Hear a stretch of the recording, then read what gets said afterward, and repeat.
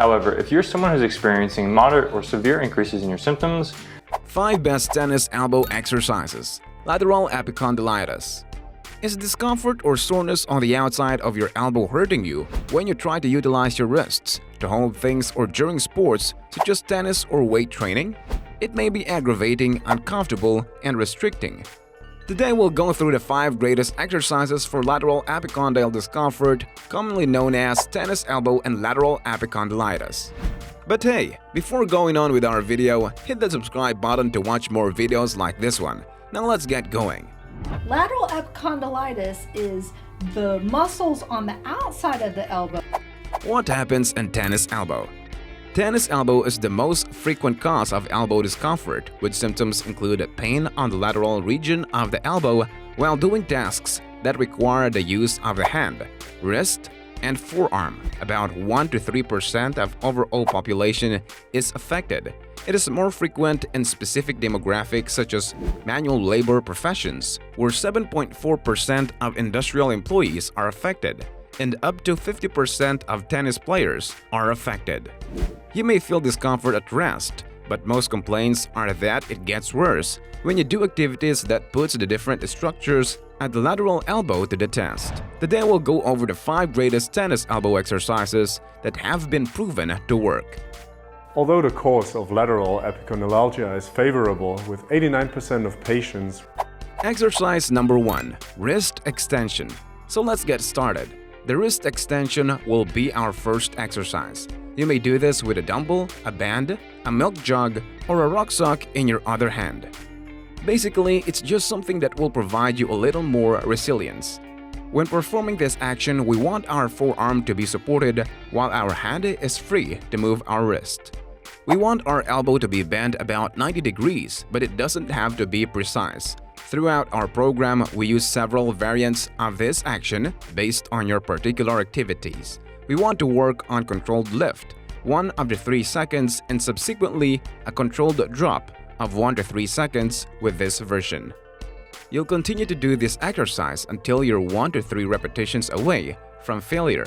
There is no ideal number of reps to perform, but we want it to be difficult enough that you can only do 8 to 12 reps at the most.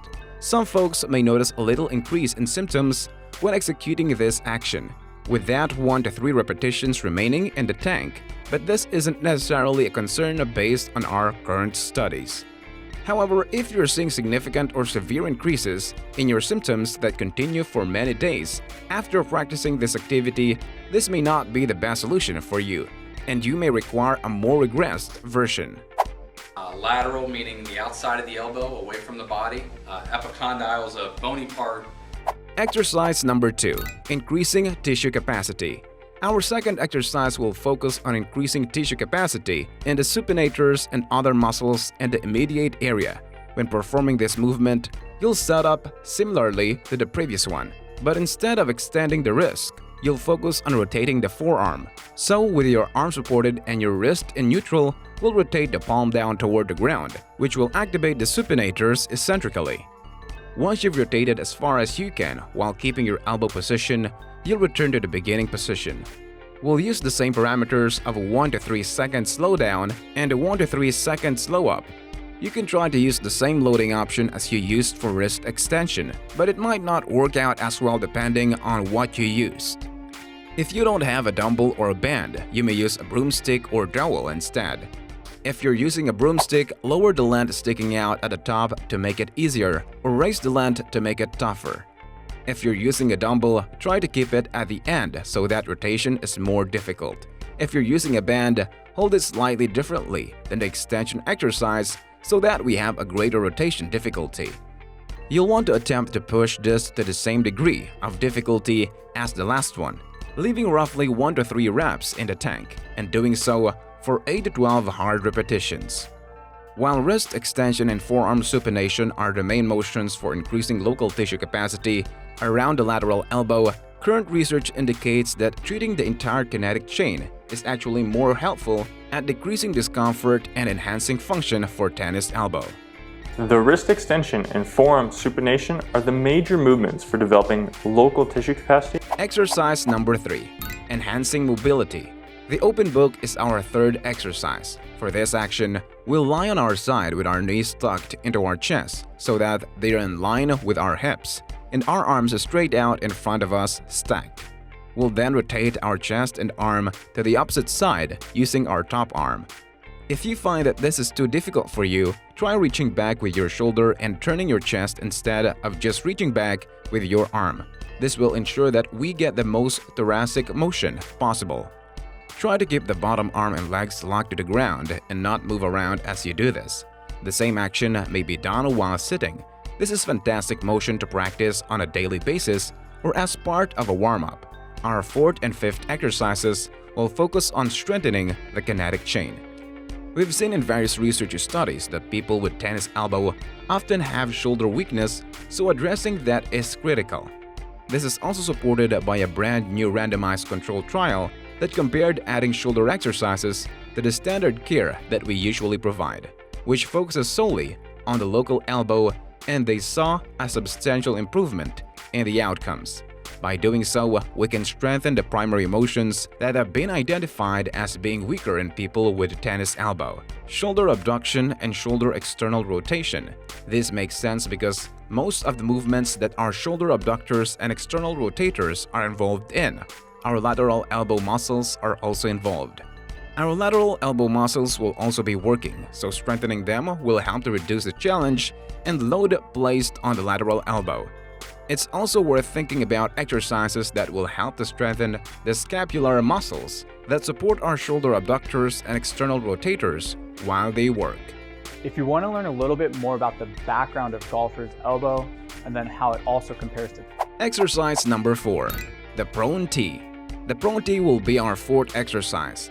You may execute this action flat on the ground or an elevated platform like a bench, or even from your sofa or bed at home.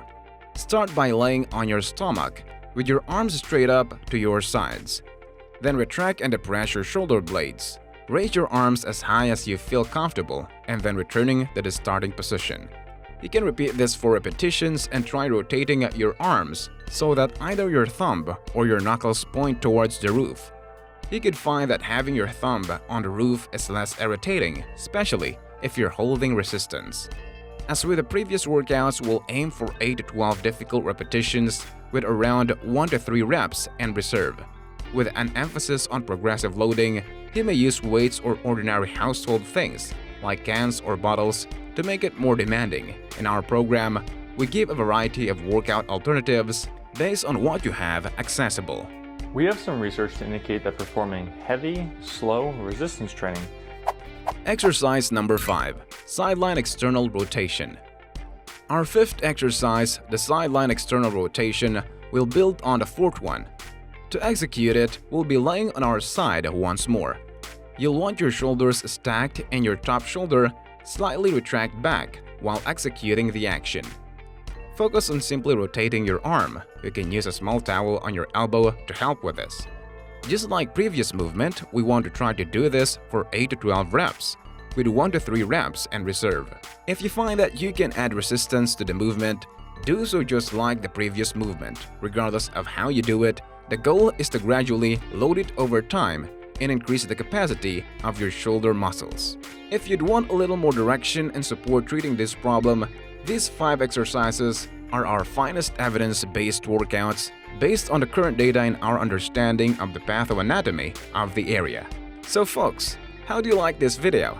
Don't forget to like this video and subscribe to our channel for more interesting content. Also hit the bell icon button so that you'll get a notification whenever we post a new video.